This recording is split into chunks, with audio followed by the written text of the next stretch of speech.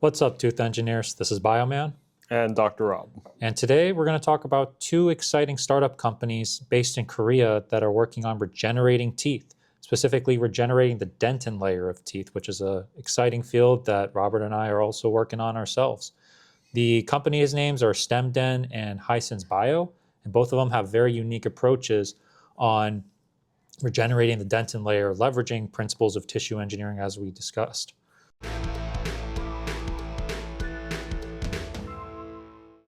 So let's go ahead and dive a little deeper in terms of what these companies are specifically doing. So Dr. Rob, what is your thoughts on StemDen? Let's sort of start with these guys and kind of take our discussion from there. So StemDen, I think it's the company that we were introduced to first recently. Yep. And they are incorporating a special compound called compound P into, so it's basically a small molecule, and they put it into a collagen carrier, and instead of utilizing direct pulp capping materials that are out there on market, if you put this in, seal it up, they're able to regenerate the actual dentin layer. And by pulp capping, you're referring to just like a traditional filling that Absolutely. essentially is something that doesn't replace the tooth with new tooth. It's just like cement, essentially, that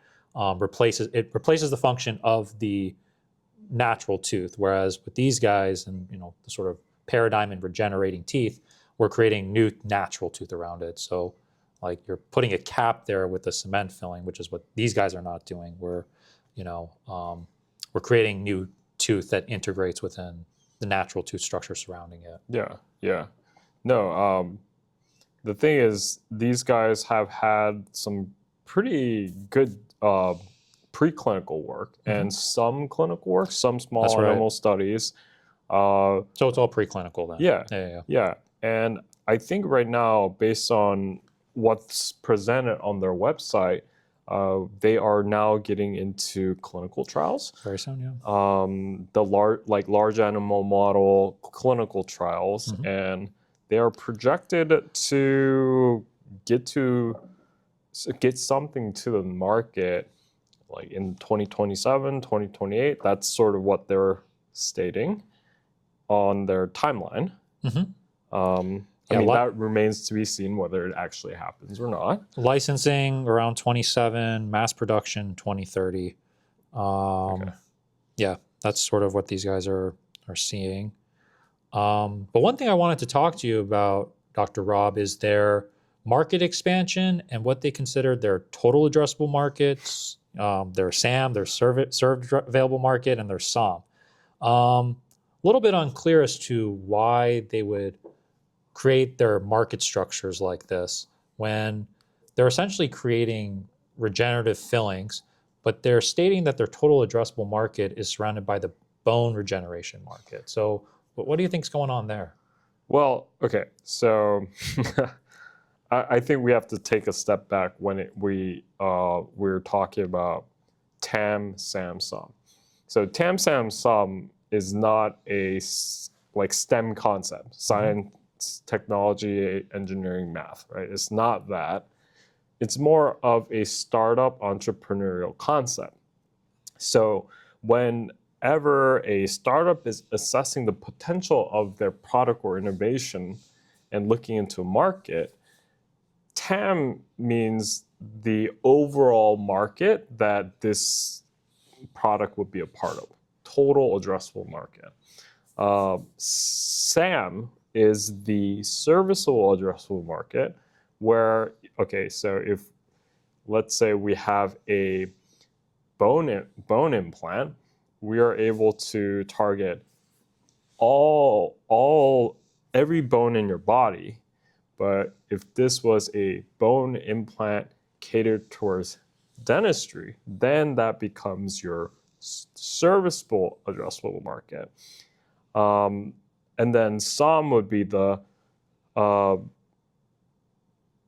did I say this right? No, yeah, you're good. Yeah, we're on round the serviceable. Serviceable, and then SOM is the serviceable attainable market. That's right. So SOM is basically your entry point into the marketplace. Yep.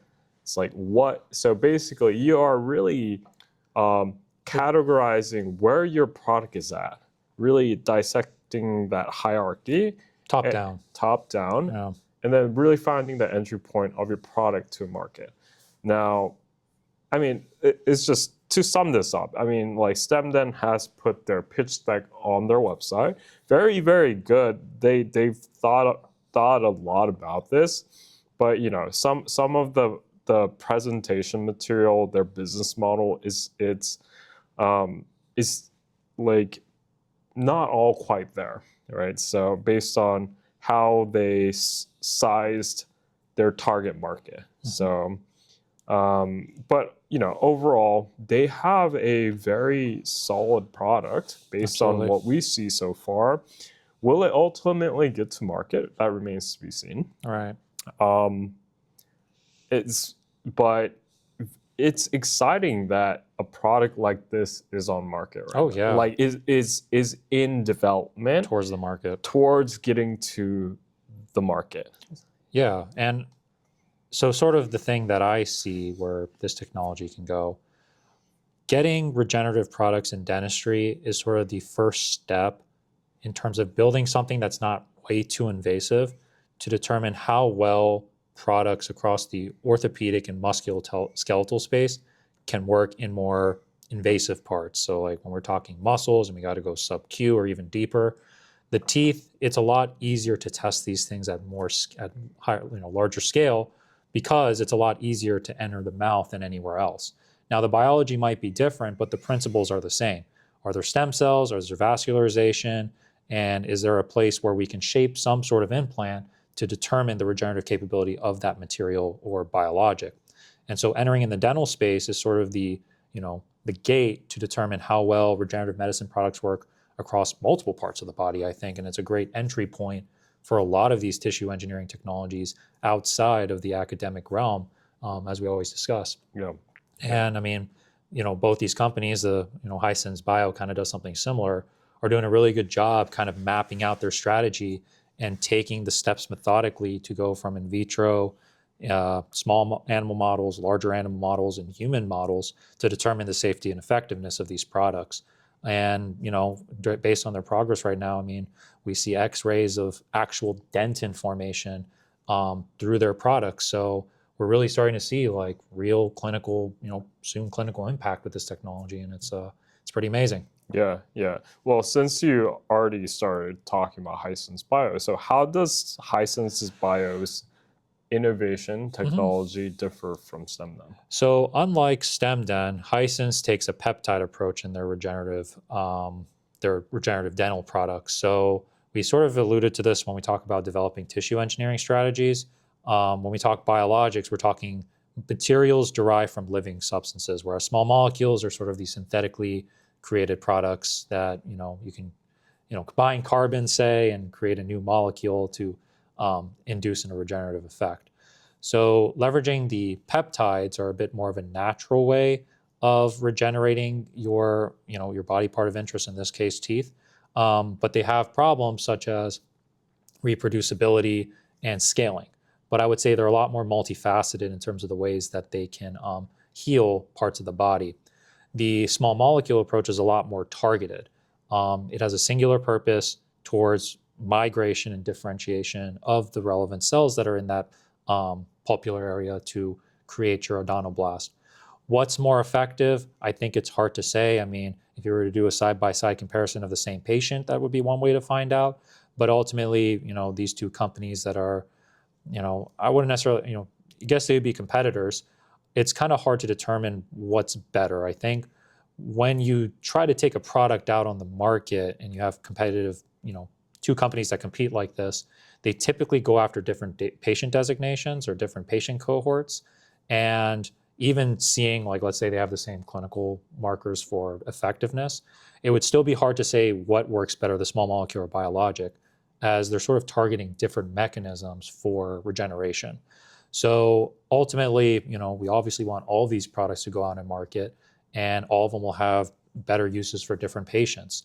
So they both have sort of the same problem they're addressing, but saying what's better and what's not, I think that's going to be something that needs to be determined once this gets to production, commercialization into mass scale. Yeah. And, we can do only so many clean clinical trials to find safety and effectiveness, but until we pass that phase where we get real approval, it's going to be hard to determine the effectiveness of these products unless we get really long-term data out there on the market. Yeah, yeah. No, I think the thing is very exciting work. The thing is still there are like for both companies a ways to go. Yes. Because the other big battle of getting this to the clinics is the regulatory side. Absolutely. Now, both Korean companies seem to have patents secured for their innovation, but really they are working with Korea's regulatory agencies to make sure that the safety and efficacy of these products are safe for the humans to use. Yes. Now, I think it's one thing to clear it through the Korean channel, but I think FDA is a lot stricter when it comes to like all these pharmaceuticals, like medical devices, that it is vetted to a point that is, I think is more scrutinized here than the rest of the world. Yes, and there's just a lot more agencies also within, I wouldn't say a lot more agencies, but there's a lot more divisions and ways you designate medical devices here in the US that make it even more challenging for any product to get to market. Because when you think about it, if you have a regulatory agency for like medical devices, you could just put all medical devices in one camp.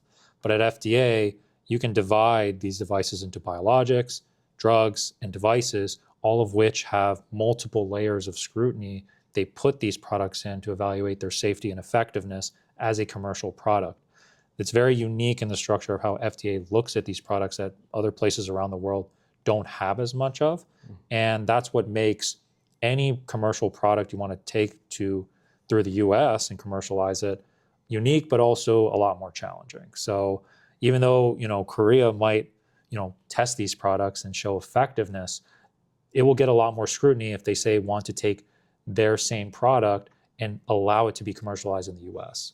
So all in all, when you think about creating medical devices, even some people in the US, I know before they really take it to, the larger stage in the US, they test their products out in Europe or other countries to at least see how they're able to, build that effective profile for their product in mass. Because in the US, if you want to study on humans, it's kind of tough. Yeah. So yeah. But again, very cool to see that the world is starting to really explore the possibilities of tooth regeneration. And this is the frontier. This is where dentistry has to go. And we are going to continue to monitor the progression of tooth regeneration, bioengineering, all that, to eventually, hopefully, get tooth regeneration products out to the market. But yeah, we have ways to go, but very encouraging sign that there are people out there working on this. a dental form of space race, huh? Yeah, but there's people starting. But that's the future, Yeah. and that's the future that we hope to continue to bring to you guys, like show you that there is another way. Yeah. Instead of dentures, partials, crowns. Yeah, and fillings. I can't emphasize this enough. There's going to be companies, a lot of them, that are all tackling the same issue, and they're going to approach solving this issue in slightly different ways. I've mentioned this in an earlier video, but when it comes to the competitive landscape in regenerative medicine, you'll find a lot of people making slight iterations and tweaks on their products.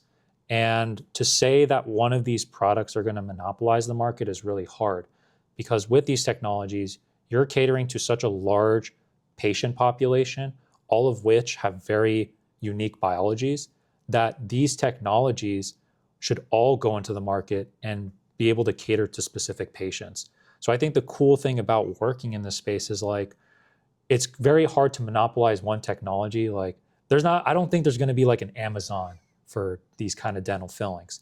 There's going to be all of these different products that are going to get certain designations for certain people. And the future or the next generation of dental products is just going to have a lot of exciting different ways of regenerating teeth for the right person. So really, when we talk about the next generation of just healthcare in general, even the dental space, we're going to start noticing that these treatments are going to be very patient specific. Like we're not going to have one standard of care, I think, filling that's going to go across the board and be like mediocre. We're going to know exactly this patient, let's say it's an age disparity, right? One patient might not have as effective of a biology for their mouth to regenerate, novel implants. So there's going to be a strategy or a company that has that solution for that patient. Conversely, we might have younger patients, so they'll have another company's product work for their mouth to regenerate their teeth. And that's what makes this field really exciting, because it's like, yes, competition is important. We thrive on competition to advance our products, but all of these products will have some utility. All of these companies, I'm sure, will be successful if they go through the right stages of development. And I think it's just bringing out that innovation and having everyone sort of be familiar with each other in terms of what they do will allow everyone to sort of, cross collaborate, but also get their unique product out there on market. So I feel like it's like everyone wins when you're in this space in a way, if we allow it, of course, and people don't fight each other too much. But I think so far, I think the progression of this field is pretty good. Yeah. Like in terms of people not really fighting each other, but with any exciting technology, we just you don't know. I'm just sort of sharing a vision. Like, I hope we can all just get along. Yeah, the vision, the dream, is to really improve dental innovation. Absolutely. And improve everyone's lives. And do so synergistically. You know, I mean, people have very unique forms of unique backgrounds and unique knowledge and unique data sets they get from their technology. So working together, everyone's going to win as long as we make an effort, I think, in this space. So, that's my little no, it's a nice soapbox, but like it's our vision. And, we will continue to passionately deliver relevant news regarding this topic to you guys. Absolutely. And, keep you guys abreast of the situation. And we'll continue this for as long as we can. Absolutely. But I think that's enough for today, right? Yeah, for sure. I mean, if you guys have any other questions about the content of today's video, you want to learn more information about both of these companies, we'll provide links to the companies' websites below. And if you guys have any questions specifically for us, like, comment, and subscribe, and just hit us up. Until then, this is Bioman. Dr. Rob, see you guys next time. You got it.